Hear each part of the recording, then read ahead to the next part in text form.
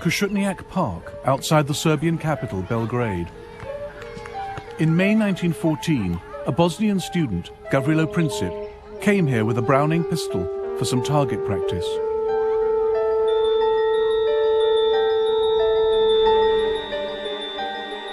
Princip was 19 years old. According to his instructor, he was not a very good shot. Other students were much more confident. Whenever Princip missed the target, people standing around would laugh at him. That would drive him to tears. Out of sight in the forest, he had a chance to get his eye in, shooting at trees. His ultimate goal was far more ambitious. I am an adherent of the radical anarchist idea, which aims at destroying the present system through terrorism. In 1914, Princip's wish was granted.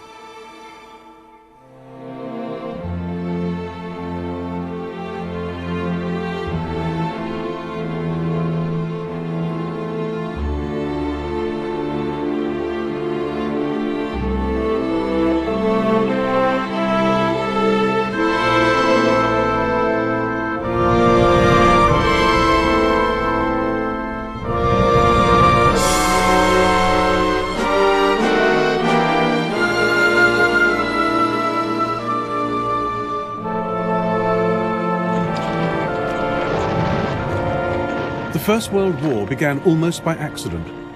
It ended just as strangely. In between, it was more destructive than any war had ever been. More British, French and Italian soldiers died in the First World War than died in the Second.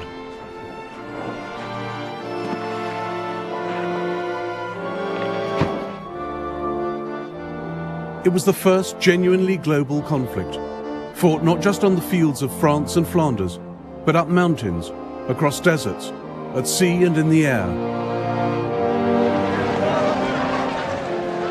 The First World War shaped the 20th century. It sparked the Russian Revolution. It launched America as a world power. The fault lines from its failed peace settlement led the world to a second terrible war barely 20 years later, then to the Cold War. But the ideas the men of 1914 fought for still shape our world today. Nationalism and democracy, the rule of international law and the rights of nations. Now, after the collapse of communism, the European map resembles the one redrawn by the First World War. We live with its unresolved, bitter consequences in the Middle East and the Balkans. And it was in the Balkans that it all began, nearly 100 years ago.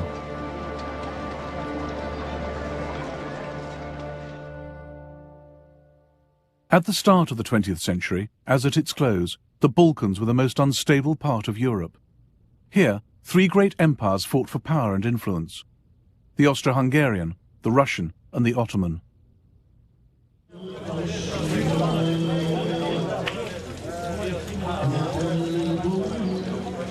For hundreds of years, the Ottoman Turks had the upper hand. Serbia, Bosnia, Albania were under their control.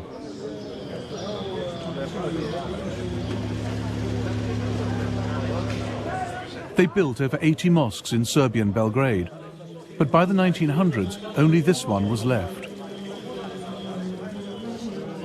Serbia had thrown the Turks out and set herself up as an independent Slav kingdom.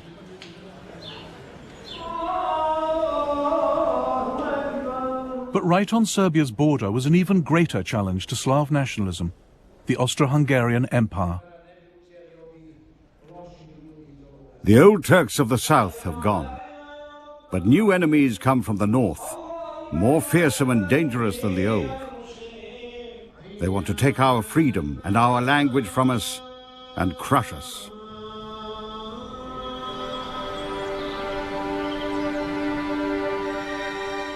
Gavrilo Princip was born in a poor, mountainous part of Bosnia.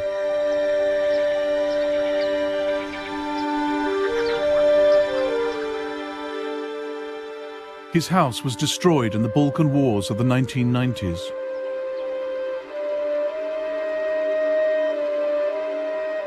His initials, carved in 1909, are one of the few signs he ever lived here.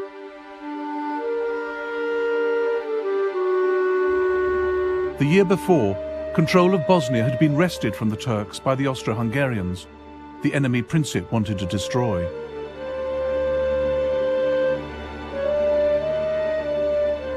His particular target was the heir to the Austro-Hungarian throne, Franz Ferdinand, member of the ruling family, the Habsburgs.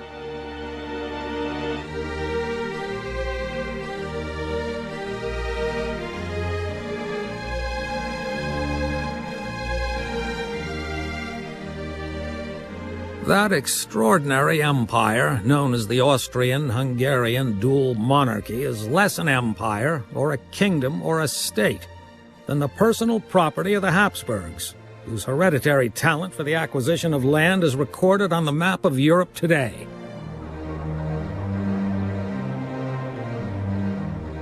The empire was ruled by Franz Ferdinand's uncle, Franz Joseph. He sat on two thrones, as Emperor of Austria and King of Hungary. By 1914, he'd been in charge for 66 years. He'd spent them trying to resist change of any kind.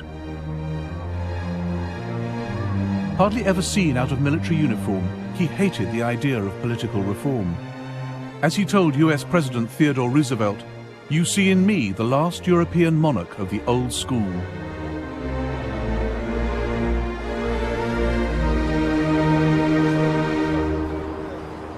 Austria-Hungary was a key part of European security, a multinational empire keeping the peace on the borders of the West.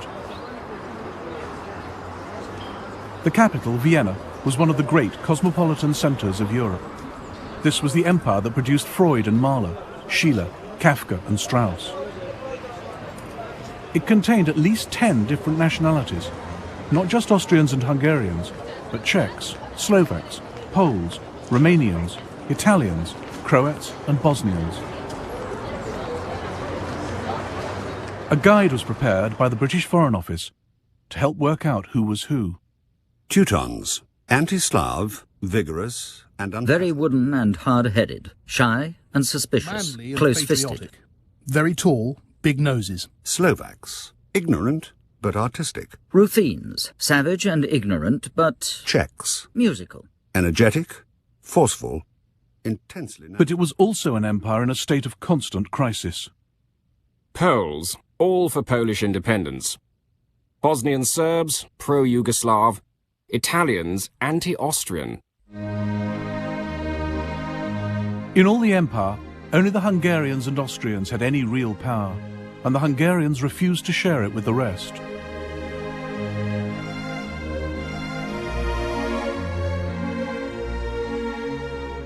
For countries like Serbia, Austria-Hungary was the prison of nations, a repressive, undemocratic state that ground small peoples under its heel.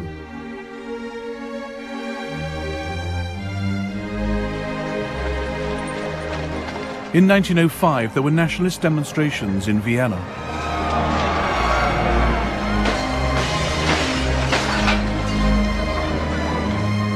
In 1912, there was rioting in Budapest. By 1914, there'd been ethnic unrest in nearly every part of the Austro-Hungarian Empire. Local parliaments were suspended, troops brought in to restore order.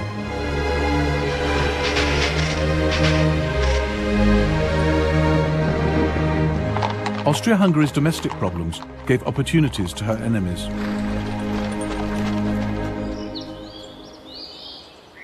Serbia wanted the breakup of the empire. She welcomed national unrest, particularly in Croatia and Bosnia. Backed by Slav Russia, Serbia saw herself as the only independent hope for Slavs living under foreign rule in the Balkans. She wanted to unite them into a single South Slav state, Yugoslavia.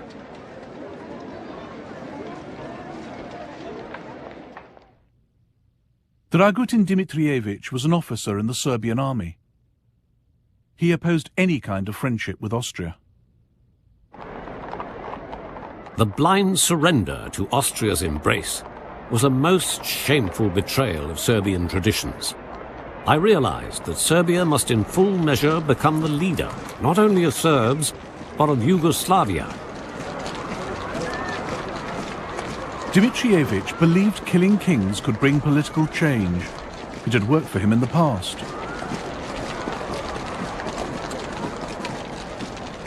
In 1903, he led a palace revolution, killing the old king of Serbia, who was too close to Austria for the army's liking, and installing a new one.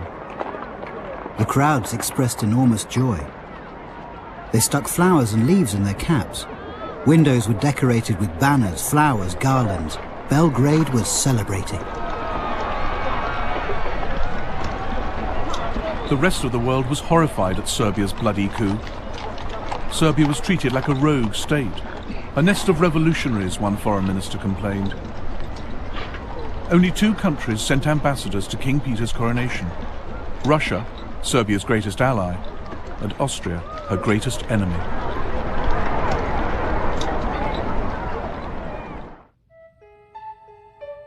Dimitrievich was also one of the founding members of the Black Hand, a secret military society that used terrorism and assassination to try and establish Yugoslavia.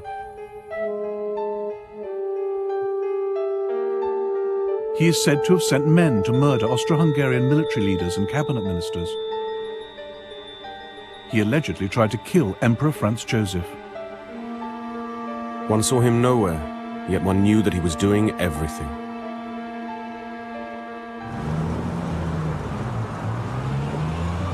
By the spring of 1914, Gavrilo Princip was also in Belgrade, talking revolution with his friends.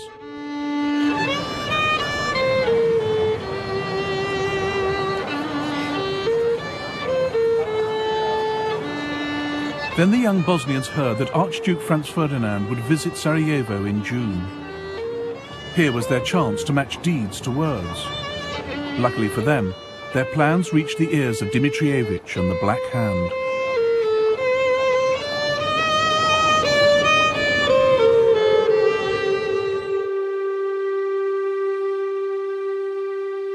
Dimitrievich worked in the Kalemegdan fortress in Belgrade as chief of Serbian military intelligence.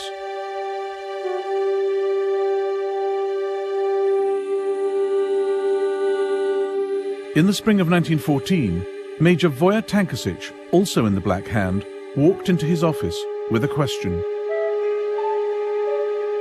I've got some Bosnian youths pestering me. These kids want to pull off some great deed at any cost.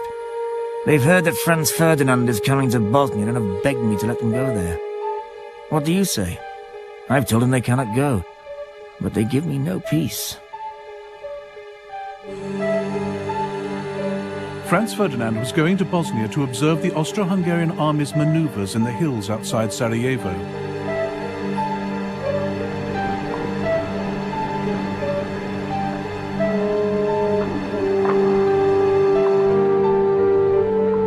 As intelligence chief, Dimitrievich feared these maneuvers were a smokescreen, that what Franz Ferdinand really planned was an invasion of Serbia.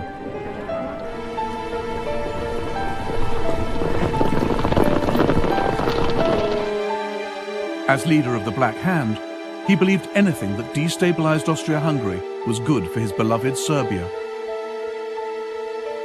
Princip's plan to murder Franz Ferdinand suited him perfectly. Fine, he said. Let him go.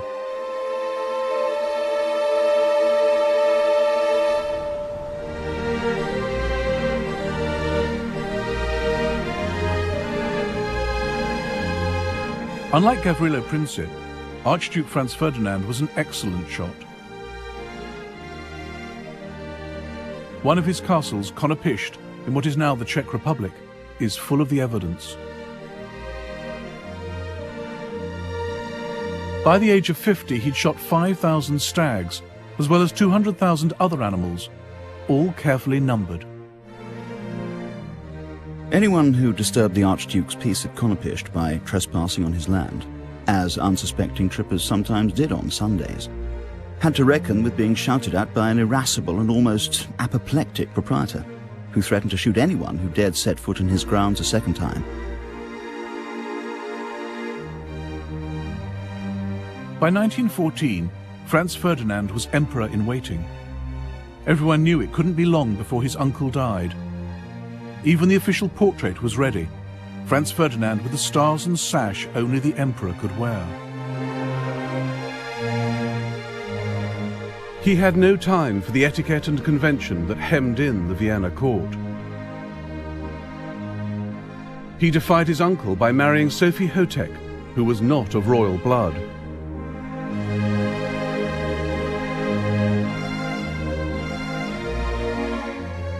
The most intelligent thing I've ever done in my life has been the marriage to my Soph. She is everything to me.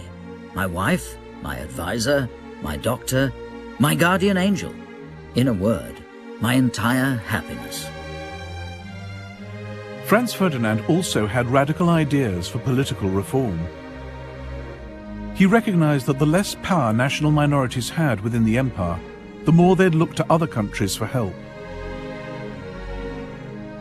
The old system allowed ethnic Germans and Hungarians to dominate the government. It was a system that couldn't last. I can't help being surprised that there is any loyalty left among the nationalities after their treatment for so many years past. I must have them with me. This is the only salvation for the future. In 1914, the German emperor came to stay with Franz Ferdinand at Konopishcht. The Kaiser had a simple solution for dealing with troublesome national minorities. The Slavs are born not to rule, but to obey. This must be brought home to them. And if they imagine they can look to Belgrade for their salvation, they must be cured of this belief. But Franz Ferdinand had a better idea. He thought political reform was the best way to keep the multinational Austrian Empire on its feet and protect his own future as emperor. He had this map drawn up, showing how the Habsburg Empire could become the United States of Great Austria. Above all, Franz Ferdinand wanted to avoid war in the Balkans. One night, he made a toast after dinner. To peace. What would we get out of war with Serbia? We'd lose the lives of young men, and we'd spend money better used elsewhere. And what would we gain, for heaven's sake? A few plum trees, some pastures full of goat droppings, and a bunch of rebellious killers. Gavrilo Princip crossed the border from Serbia into Austria-Hungary here at the Drina River. He paddled out to Isakovic Island, where there was a Serbian guard post. The soldiers helped him wade ashore into Bosnia.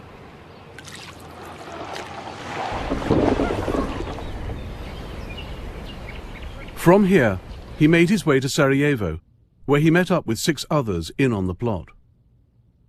The Serbian Major Tankasic had supplied them with 4 pistols, 6 bombs, and suicide pills in case of capture.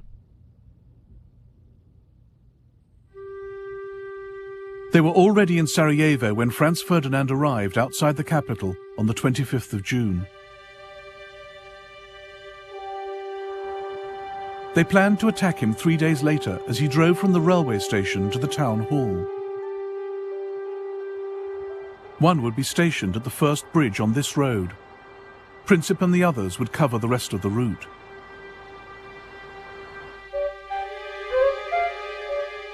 Franz Ferdinand chose the date of his visit badly. Sarajevo was decked in flags for the occasion, but the 28th of June was Serbian National Day, a natural focus for hatred of the Habsburgs, as the Serbian ambassador to Vienna warned. This will cause much discontent. Some young Serb might put a live round rather than a blank in his gun and fire it. Therefore, it might be good if Archduke Franz Ferdinand were not to go to Sarajevo. But the Austrians laughed off the ambassador's fears. On the morning of the 28th of June, Franz Ferdinand and Sophie arrived by train in Sarajevo.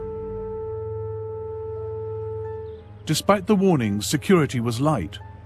No soldiers lined the streets, just a handful of policemen.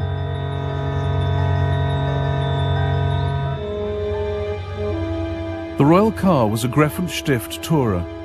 At Franz Ferdinand's request, it travelled with the top down, very slowly, so the crowds could see him and he could see the sights.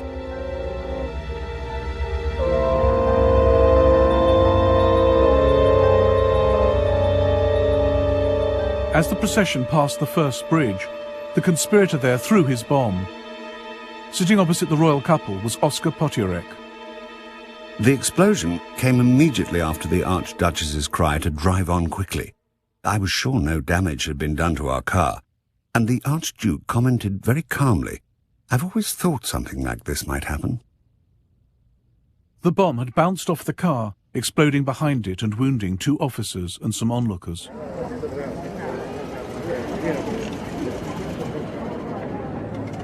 Franz Ferdinand stopped to ask after the casualties before hurrying on to the town hall.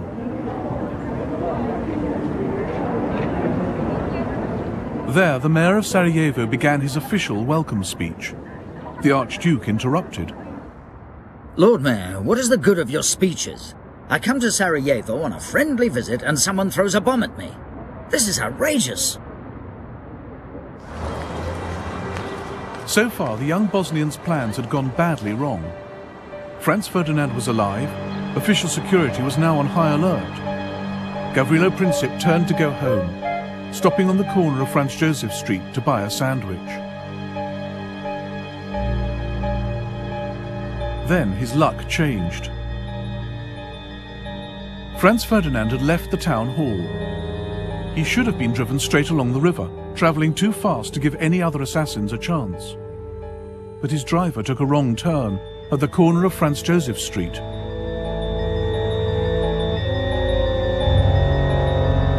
As the royal car tried to reverse onto the main road, Princip came face to face with his target. At that moment, I heard the crack of a pistol shot, followed swiftly by another, and saw in the same split second a man standing right in front of me being thrown to the ground by the people around him, and the shining sabre of a security guard descending on him. A thin stream of blood spurted from His Highness's mouth onto my right cheek. The Duchess cried out, "In heaven's name, what has happened to you?" Then she slid off the seat and lay on the floor of the car. I thought she had simply fainted. Then I heard His Imperial Highness say, "Sofurl, Sofurl, don't die, stay alive for the children." I asked him if he was in great pain. He answered me quite distinctly, "It's nothing." Franz Ferdinand and Sophie died on the way to hospital.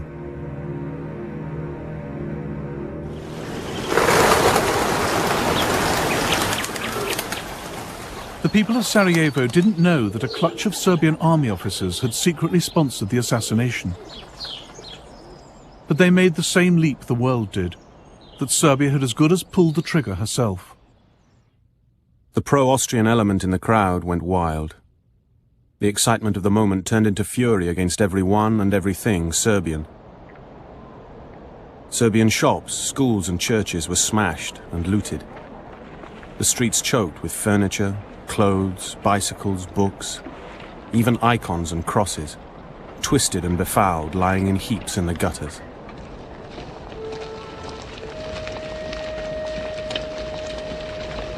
Over 200 Serbs were arrested in Sarajevo alone. Local officials hanged some in the city prison.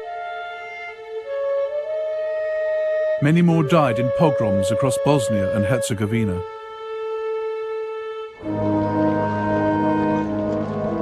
The funeral of Franz Ferdinand and Sophie was held in Vienna on the 4th of July. Oskar Potiorek had already written to the Foreign Ministry, calling for Austria-Hungary to take revenge against Serbia.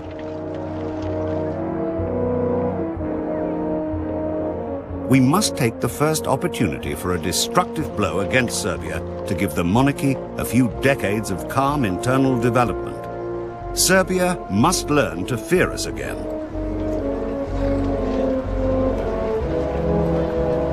Austro-Hungarian Chief of Staff Konrad von Hertzendorf agreed.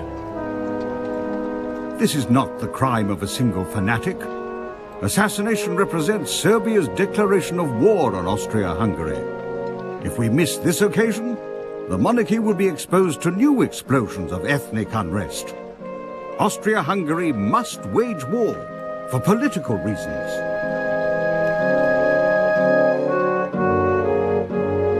In life, the Crown Prince had been a champion of peaceful coexistence with Serbia. In death, he was becoming a cause for war.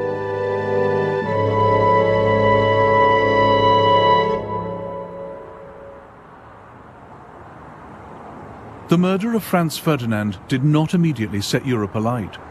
International tensions in early July remained low. But behind the scenes in Vienna, Austria-Hungary's leaders were planning how to take revenge on Serbia without getting stamped on by Serbia's powerful friends.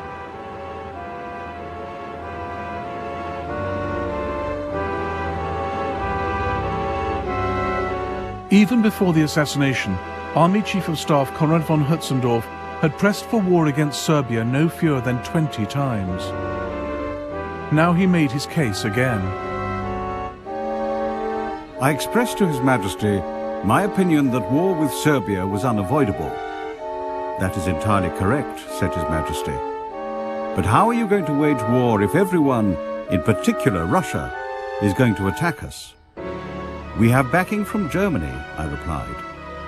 His Majesty gave me a searching look and said, "Can you be certain of that?" This was the moment when what could have been just another war in the Balkans began to turn into the First World War. Austro-Hungarian Emperor Franz Joseph now asked the German Kaiser for support. On the 6th of July, he got just the answer he wanted. The German government is of the opinion that we must decide what is to be done. Whatever we decide, we may always be certain that we will find Germany at our side, a faithful ally and friend of our monarchy.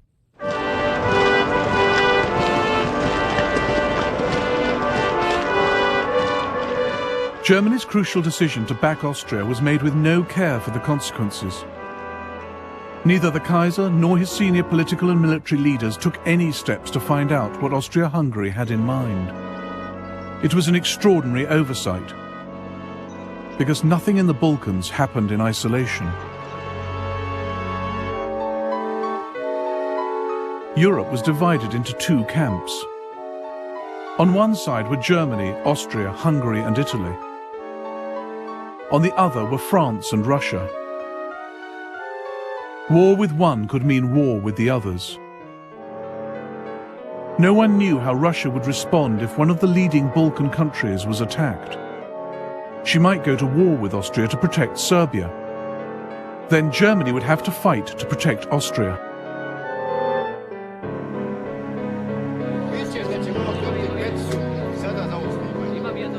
The Germans thought the Russians might stay out of it. The German ambassador in St. Petersburg insisted Russia couldn't risk war for fear of internal revolution. The German foreign minister decided Austria would quietly settle with Serbia. The German chancellor, Bethmann Hollweg, was almost as confident. The crime of Sarajevo was reprehensible, but politically it would have the positive result of making Russia thoroughly disgusted with the Serbs.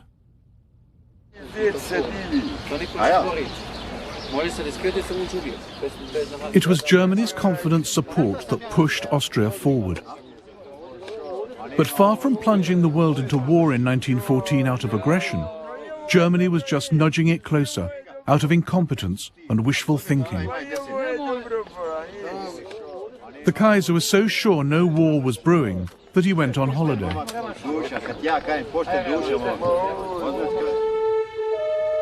In Sarajevo, the trial of Gavrilo Princip was underway. The court had plenty of evidence to prove that Serbian army officers had helped him, and with Germany's unconditional support, that was enough for Austria. She sentenced Princip to 20 years in jail, where he died in 1918. She sent Serbia an ultimatum.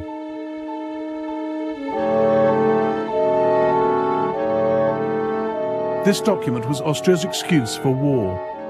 It was filled with demands so extreme and insulting that Serbia could never accept them.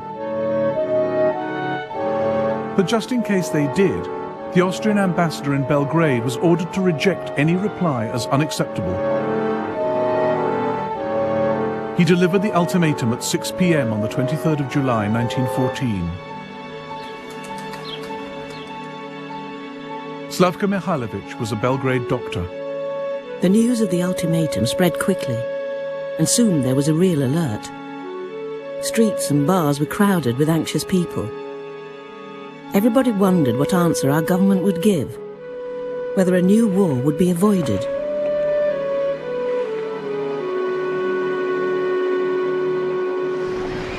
Austria's ultimatum caught the world's diplomats napping. The French government, the French press, and public opinion have been inconceivably surprised. Paris is almost dead. All the ambassadors but one are out of town. The Italian ambassador is in Ireland. The Kaiser was on his yacht in Norway when the text of the Austrian ultimatum arrived. The Kaiser arrived on deck as usual after breakfast and said to me, I was still holding the wireless message, "That's a pretty strong note for once in a while." "It certainly is," I replied, "but it means war." Whereupon the Kaiser observed that Serbia would never risk a war. She might not have risked it on her own. But on the 24th of July, the Serbian regent, Prince Alexander, telegrammed Russia for help. In St. Petersburg, the Russian foreign minister spoke frankly to the British ambassador. Austria would not have acted so aggressively without the consent of Germany. I hope the British government would declare itself on the side of France and Russia without delay. Russia was convinced that Germany was warmongering. On the 26th of July, she called up her reserves.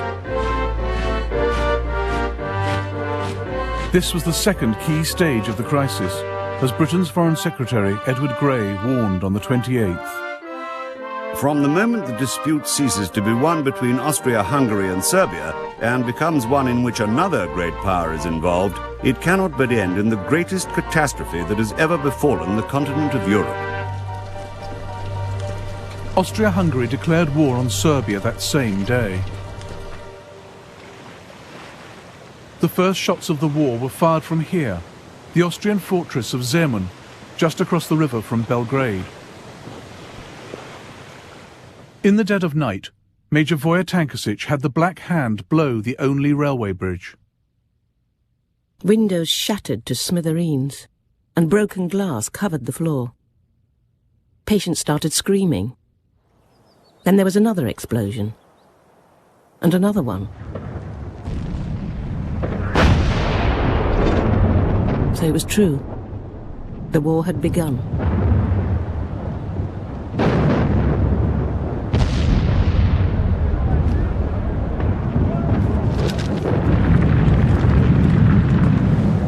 How well our old city deserved the name the Turks had given her, the House of Wars.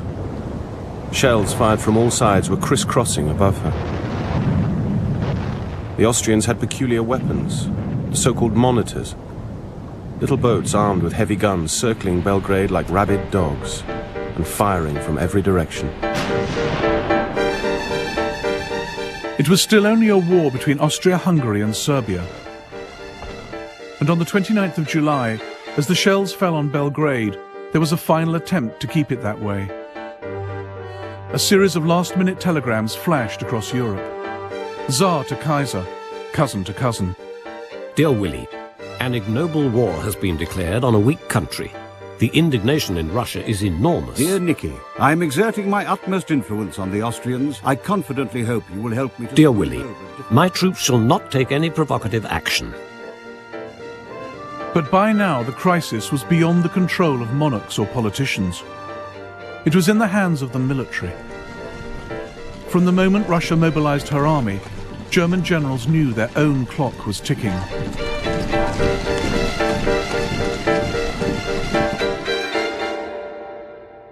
The alliance between France and Russia meant that Germany faced a war on two fronts. Her only hope was to deal with France in the west before the main Russian armies could invade from the east. That left no time to wait and see. For Germany, Russian mobilization meant war.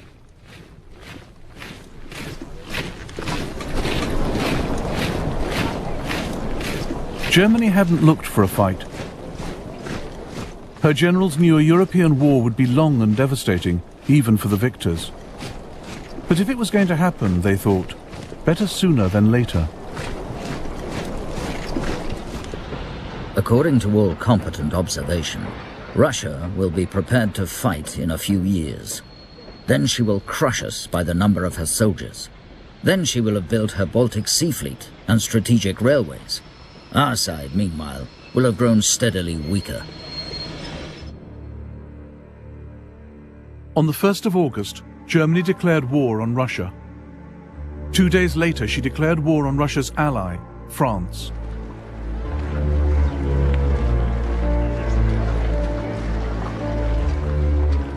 Across Europe, 10 million men headed off to fight.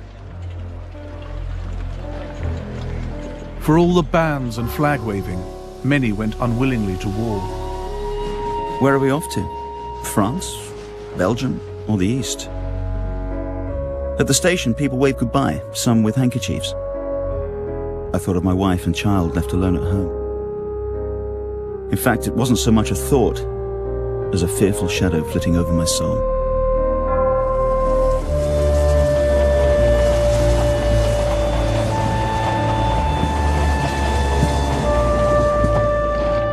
God, how long is this town? My bayonets digging in, my collar strangling me. But when I look up, I see a pretty girl.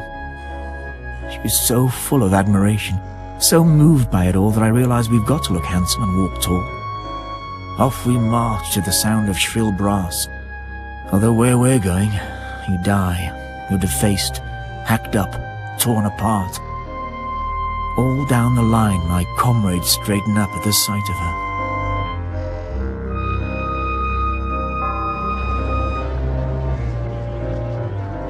There's great excitement among my comrades. The bachelors are calm, they're even joking about it. Family men are depressed. Some are saying we'll get nothing from this war. We'll get beaten by the Germans. What's in it for us peasant soldiers? Why have we got to fight for some offended Serbs? The leaders had little better idea why they were fighting than the men.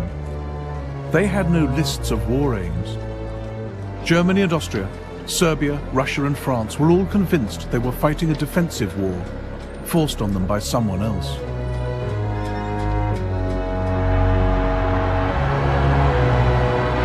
The only great power in Europe still on the sidelines was Britain.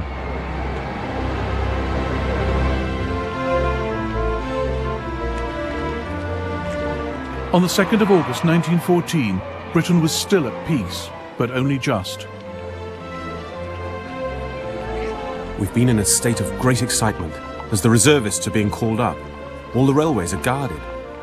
Everything points to the Great War, so long expected, being upon us. But Britain was the only great power who could not claim she was the victim of aggression. Nobody had attacked her, so why should she fight? It wasn't really to defend the rights of small nations, at least not Serbia, according to the Manchester Guardian. If it were physically possible for Serbia to be towed out to sea and sunk there, the air of Europe would at once seem cleaner. Nor was Britain bound by treaty obligations, as the Foreign Secretary Edward Grey assured Parliament. We are not parties to the Franco-Russian alliance. We do not even know the terms of the alliance. But in private, Grey and other leaders knew that Britain had to fight. If Britain stayed neutral, the war would still threaten the country's vast empire, its global trade and security. And Britain needed to stay on friendly terms with France and Russia. Even in peacetime, she was not powerful enough to defend her empire against everyone. In Africa and India, the safety of Britain's colonies depended on French and Russian goodwill. In 1914, Britain feared her friends just as much as her enemies. If we fail Russia now, we cannot hope to maintain that friendly cooperation with her in Asia that is of such vital importance to us. Above all, Britain could never afford to have Europe dominated by a triumphant Germany. If Germany overran the Channel ports, Britain's control of the seas would be under threat. Prime Minister Herbert Asquith took a pragmatic view. It is quite against British interests that France should be wiped out. At 11 p.m. on the 4th of August, Britain declared war on Germany. It was like awaiting the signal for the pulling of a lever which would hurl millions to their doom. The deep notes of Big Ben rang out into the night, the first strokes in Britain's most fateful hour since she arose out of the deep. Every face was suddenly contracted into a painful intensity. It's horrible to think of all the suffering which may follow our mobilization. I suppose the less one thinks of it, the better. We never talk of death and very seldom think much about it. It's when everyone is asleep and you are awake that sometimes you look into the future and wonder. The British government had a war book listing all that had to be done in an emergency. The country's leaders knew war would be a long and painful struggle, a slow, grinding process of blockade, of starving the enemy out. But most civilians had no idea what they were getting into. Across Europe there was a run on the banks. The war couldn't last longer than a year, the French finance minister told a British general, because the money to pay for it would run out.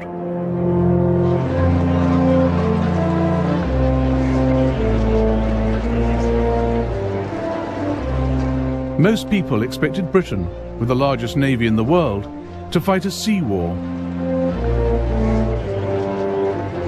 The Foreign Secretary reassured the nation. For us, with a powerful fleet, which we believe able to protect our commerce, to protect our shores, and to protect our interests, if we are engaged in war, we shall suffer but little more than we shall suffer if we stand aside.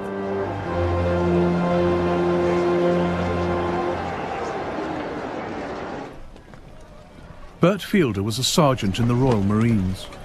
He reassured his wife. My dear Nell, I don't think this war is going to be half as bad as people expect it to be. You see, it's not a hard job for England, so there's no need to worry yourself. As long as I can keep you informed as to where I am, it'll all be all right. But the weapons with which the world went to war were so new that few had ever been fired in anger. Countries were armed with battleships and submarines less than 10 years old. Nobody really knew how to use them. All the European powers had been stockpiling new artillery, machine guns, explosive shells. But none had fought a major war in Europe for over 40 years.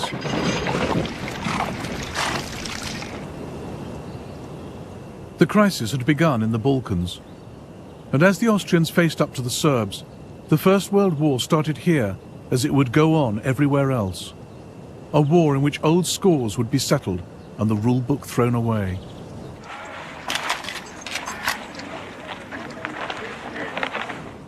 The war is taking us into a country inhabited by a population inspired with fanatical hatred towards ourselves.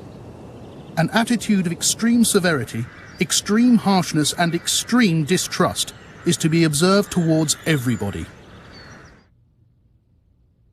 In some sectors, Serbian civilians did fight a guerrilla war, not in uniform, not in the regular army. It was hard for the Austrians to tell who was a real enemy, who was not. But their reprisals against the Serbian people were vicious.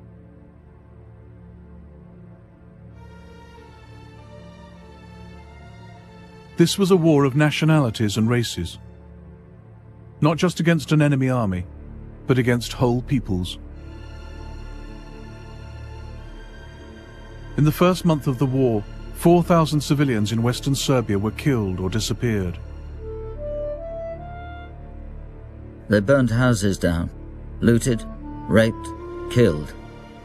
17 people, all women, girls, children tied with rope, dead in a ditch by the road. All of them slaughtered.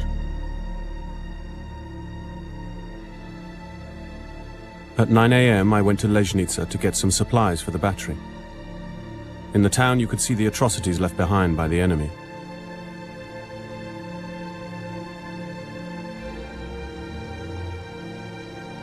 Ten people, some children among them, had been hanged near the church. About 100 people, their throats cut at the railway station. A terrible sight to cast your eyes on.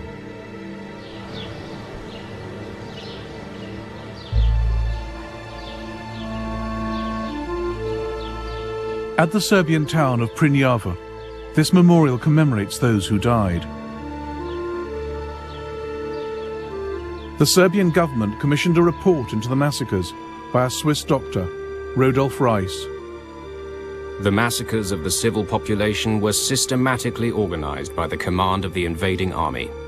It's upon the command that all responsibility must rest, and also the disgrace with which this army has covered itself for all time.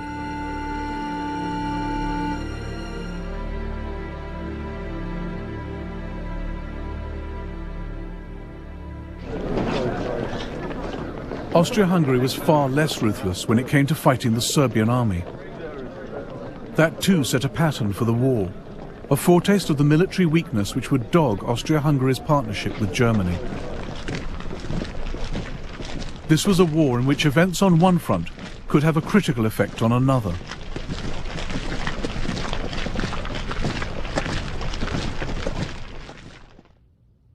Germany was relying on her ally Austria-Hungary to hold the Eastern Front.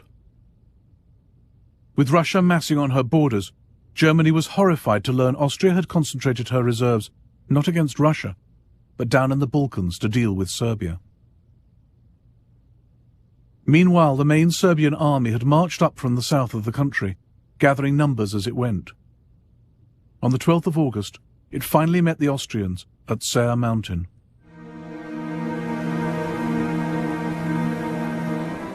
The Serbs had taken up strong defensive positions along the mountain range and waited for the Austrians to walk into the trap. The Serbs surrounded us. The Serbian artillery had the range perfectly. Unluckily, so we were told by senior officers, we had arrived at the Serbian artillery practice area. Laughable. The Serbs easily beat off the Austro-Hungarian attack. We could see the enemy retreating along the river. Their ammunition train left all their carts in the valley and ran away as soon as they were hit by our artillery. A beaten army? No, an uncontrolled mob ran towards the border in senseless panic. Drivers whipped their horses. Officers and soldiers shoved and squeezed through between the columns of wagons.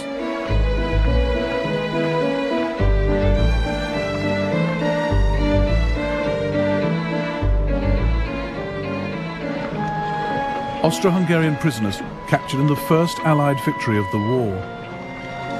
Austria had thought Serbia would be a pushover, swift revenge for the murder of Franz Ferdinand. But Serbia had scattered the Austrian army.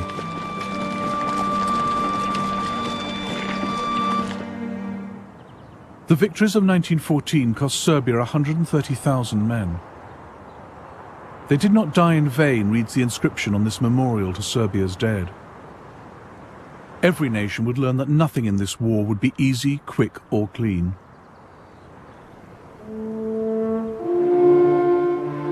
On the Western Front, a French ambulance driver wrote to his son, "Do you ever think of your daddy, walking day and night over ploughed fields and getting very used to shells exploding all over the place? I'd really like to hear from you. How's school? Don't be too quick to learn the geography of Europe. I think it's all about to change."